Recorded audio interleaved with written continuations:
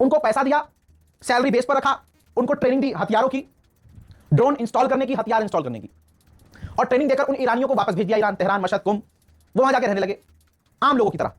फिर जब जंग का माहौल बना तो इजराइल ने उन्हें धीरे धीरे ड्रोन के पार्ट्स, हथियारों के पार्ट्स भेजने शुरू करे। उन्होंने वहां जंग के दौरान ड्रोन खुद इंस्टॉल किए, खुद जोड़े, और ड्रोन अंदर से ही लॉन्च किए ईरान अपने ही मुल्क के एयर डिफेंस सिस्टम के ऊपर, उन गद्दार ईरानियों ने, ताकि ईरान के एयर डिफेंस सिस्टम फेल हो जाए। अल्लाह अकबर, कितनी साजिशें, कितनी कितनी साजिशें रची गई ईरान के अंदर से भी, और गद्दार ईरान के लोग। हम मुसलमानों में अब देखिए, हमारे मुल्क की बात करिए, हमारा प्यारा हिंदुस्तान, हमारा प्यारा भारत, इसकी आजादी के लिए सबसे बड़े बड़े योगदान में नाम आता है हमारे उलमाए कराम का, हमारे मदरसों का, देवबंद का। मेरी और मेरे जैसे 36 लाख रजा जैसे लोगों की जान कुर्बान उलमाए दीन के चप्पल के नीचे, समझे। मदरसे तो बहुत दूर की चीज है।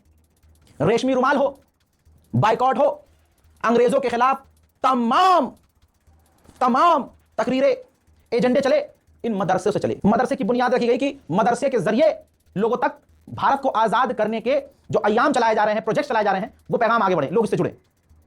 मदरसों ने हमें क्या क्या दिया आप जानते हैं, बहुत कुछ दिया। मदरसों के जो हमारे मौलवी रहे, आलिम रहे, ऐसे ऐसे मौलवी आलिम, ओहो, हम सोच भी नहीं सकते। मौलाना अबुल कलाम आजाद कितने पढ़े लिखे वैज्ञानिक निकले, साइंटिस्ट निकले, कोई मिसाइल मैन निकला, कोई कुछ। मदरसे का सिर्फ यही मतलब नहीं था ना, है कि अलिफ बे ज़बर अब, अम्मा खाई के देवे कब। कुरान की तफसीर से लेकर, अलिफ बे ज़बर अब से लेकर, ऐन जीम काफ से लेकर, दीनियात से लेकर, वजू से लेकर, समझ रहे हो, नमाज से लेकर, समाज से लेकर, समाज में तुम्हारी चाल चलन से लेकर, चाल गुफ्तार से लेकर, देखने सुनने से लेकर, जबान के रोजे से लेकर, तुम्हारी आंखों के रोजे से लेकर, तुम्हारा खाना, तुम्हारा पीना, हराम हलाल नजिस पाक, इन तमाम चीजों के साथ अंग्रेजी, पर्शियन, फ्रांसीसी, कैनेडियन, अंग्रेजी भाई साहब, अंग्रेजी, गणित, ये सब कुछ मदरसे में सिखाया जाता था, सिखाया जाता है। लेकिन आज जिनके बाप दादा कभी मदरसे में नहीं गए, रील बनाकर हीरो बन गए, मिलियंस में फॉलोवर्स आ गए, और मुसलमानों ने ही फॉलोवर्स दिए। मुसलमानों ने कह दिया जी बदमाश है जी, वायरल हो गए, ये 2 उंगली लगा के तकले पे यूं कर दिया, वायरल हो गए। कहना नहीं चाहिए, रैसिस्ट नहीं मैं, बट आ जाता है गुरूर घमंड। कभी कभी मुझे भी लगता है भाई, इंस्टाग्राम पर 1 मिलियन फॉलोवर, मेरे 2 चैनलों पर ही भाई 6-7 मिलियन सब्सक्राइबर, कहीं मैं हीरो तो नहीं। फिर मैं आईना देख लेता हूं, अरे अपना ही मूड खराब हो जाता है अपना मुंह देख के। फिर याद आता है कि मैं बस इतना हूं कि लोगों की मोहब्बत मुझे मिल रही है क्योंकि मैं सच बोलता हूं, और मुझे उन लोगों की मोहब्बत मिल रही है जो सच सुनना पसंद करते हैं, जो सताए हुए हैं अपनी ही कौम के, अपनी सरकार के, अपने लोगों के, जिनके मन से जबान तक बात नहीं आ पाती, मैं उनके जुमले बनकर बोल देता हूं, तो लोगों की मोहब्बत मुझे मिल रही है। सब्सक्राइबर के दम पर अपने आप को हीरो जिस दिन समझूंगा, जिस दिन घमंड आएगा, उस दिन लोग मेरे मुंह में मूत के मुझे नाली में नहीं भा देंगे।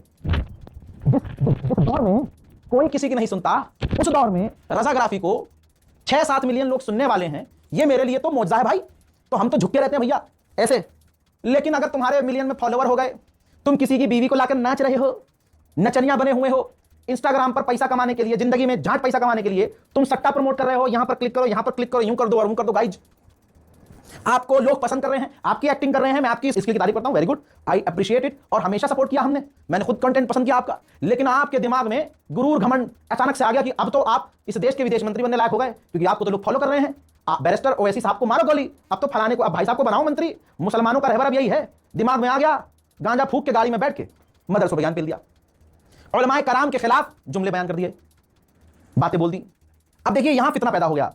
अब जो ऐसे बयान को सपोर्ट करे, जिस बयान में मदरसों का अपमान हो, तो उसको सपोर्ट करने वाले वो वही होंगे, उसकी मानसिकता वाले, है ना भाई। लाइन खींच दी अगले ने कि मुसलमान जो मदरसे के खिलाफ है वो मेरे साथ हो जाए, आलिम दीन के खिलाफ है मेरे खिलाफ हो जाए, और जो मदरसों के साथ है वो उस तरफ हो जाए।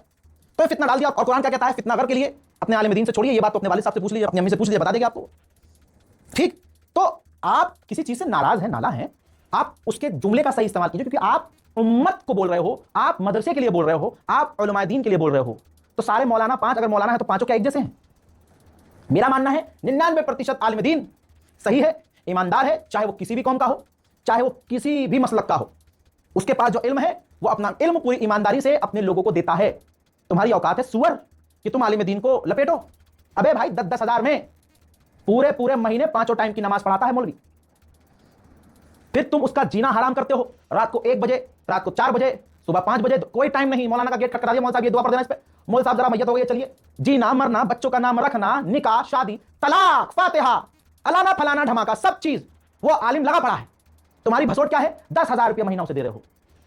हम सब 10,000 रुपये महीना उसे दे रहे हैं, और उसके बेटे ने अगर अच्छा पहन लिया, उसकी बिटिया ने अच्छे कॉलेज में एडमिशन ले लिया, देखो तो बड़ा पैसा छाप रहा है मुल्ला, ये आ रहा होगा कहीं से, तो आ रहा होगा, बड़ा पैसा कमा रहा है भैया, ये हैं हम, ये है मौलाना। जैसे तैसे ये मौलवी कौम जैसे तैसे घिस घिस के अपने बच्चों को पढ़ाती लिखाती है, मदरसे में घिसते हैं ये मौलाना। और आज का नचनिया जो अभी कुछ टाइम पहले इस्लाम का नाम लेकर गए, नमाज से मजाक नहीं, इस्लाम से मजाक नहीं, ये इस्लाम से मजाक न करके जाने ही अनजाने में कर तो दिया इस्लाम का मजाक खुद। अब जो उन्होंने बयान दिया मदरसे के खिलाफ, आलिम दीन के खिलाफ, अब आप बताइए हिंदू समुदाय, हिंदू संगठन तुम्हारे उन बयान का कितना फायदा उठाएगा? आ रही है समझ में? आ रही है। और मैं उन पर ज्यादा लानत भेज रहा हूं जो उसके सपोर्ट में बोल जाए। मेरी तो पर्सनल हो गई उससे। फिर तुम कौन के हो ही नहीं, तुम वो बात बोलने वाले को सपोर्ट कर रहे हो कि जिसकी वो बोली गई बात दूसरे पकड़कर हमारे कौम के लिए, मुसलमान के लिए, दीन इस्लाम के लिए बुरी कर सकते हैं, खिलाफ इस्तेमाल कर सकते हैं। बदमाश है जी, हमारे घंटे के बदमाश हो तुम। वो तो मुसलमान चू तुम्हें सपोर्ट कर गए बेहयाई में, बेवकूफी में। भाई ऐसे तो हजार गुना मैं भी करता हूं। कौन दूध का धुला है भाई? तुम्हें स्कूल बनाना है, स्कूल के लिए चंदा लेना है, वो सारी प्लानिंग सामने आ गई है। स्कूल बनाना है भाई को और स्कूल के लिए चंदे की तैयारी में है, और चंदा करके फरार। पढ़ लो, क्या पढ़ोगे? आ गई है रिपोर्ट मेरे पास सारी। फिर उसमें चंदा, अरे भाई जो चंदा ले रहा है या जिसने किसी की अमानत में खयानत करी वो दुनिया में ही जलील हो गया। और जिन्होंने ईमानदारी से काम किया, रसीद देख लो, सनद देख लो, जहां पहुंचा है वहां जाके पता कर लो। मेरा ये मानना है भाई, अल्लाह की राह में गुस्ताखी करोगे, अमानत में खयानत करोगे, नुकसान होगा तुम्हारा। अल्लाह देखने वाला, अल्लाह बहुत बड़ा है। तो भाई अगर आपको अगर मदरसों से दिक्कत, किसी आलिम दीन से दिक्कत, कोई भी दिक्कत है, आप मुअद्दबाना अंदाज और लहजे में कह सकते हो कि कम से कम हमारे आलिम दीन, हमारे उलमाए कराम, उनको तकलीफ ना पहुंचे, मदरसों की हुर्मत पामाल ना हो। मेरी बात से अगर मेरे लोग सहमत हैं तो दुआ देते जाइएगा, कमेंट में सपोर्ट करते जाइएगा। आप लोगों की बड़ी मेहरबानी। ये मैं अपने मन की नहीं, ये दीन के लिए, परवरदिगार की कसम। मेरे पास कोई स्क्रिप्ट नहीं है, मेरे पास कोई टेलीप्रॉम्प्ट नहीं है। मैं बोल रहा हूं, अल्लाह इस ज़बान से जो जुमले निकलवा रहा है वो निकल रहे हैं। मैं गुनहगार हूं, अल्लाह मुझे माफ करे, हम सबको माफ करे। लेकिन एक रेड लाइन है भाई, जो चीज़ बर्दाश्त नहीं है, जो बर्दाश्त नहीं की जाएगी, दीन के मामले में, कौम के मामले में, मुसलमान के मामले में, मदरसों के मामले में, उलमाए दीन के, मौलाना, इमाम, पेश इमाम, इनके मामले में नहीं बर्दाश्त की जाएगी। किसी नचनिए की जुबान, किसी की बहन के साथ नाच के तू वायरल हो रहा है, हो, अपनी बीवी नचा रहा है, नचा, अपनी बहन नचा रहा है तो नचा, कौन देख रही है, बाबा कर रही है, सपोर्ट कर रही है, क्या अच्छा तो चल रहा है भाई?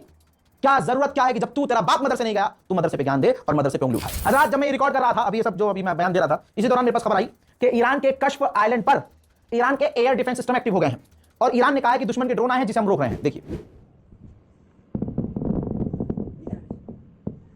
उधर मेरे दोस्तों, आइए स्ट्रेट हॉर्मुज़ दिखा देता हूं।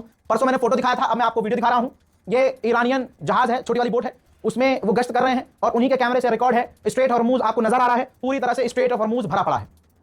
आप देख रहे हैं, भरा पड़ा है, सारे टैंकर आपको नजर आ रहे हैं। हमारे वाले की विदेश नीति गाय के पेशाब तक सीमित है, औकात इतनी भी नहीं है बाम बाबड़ू की गौ माता को राष्ट्र पशु घोषित कर सके अब।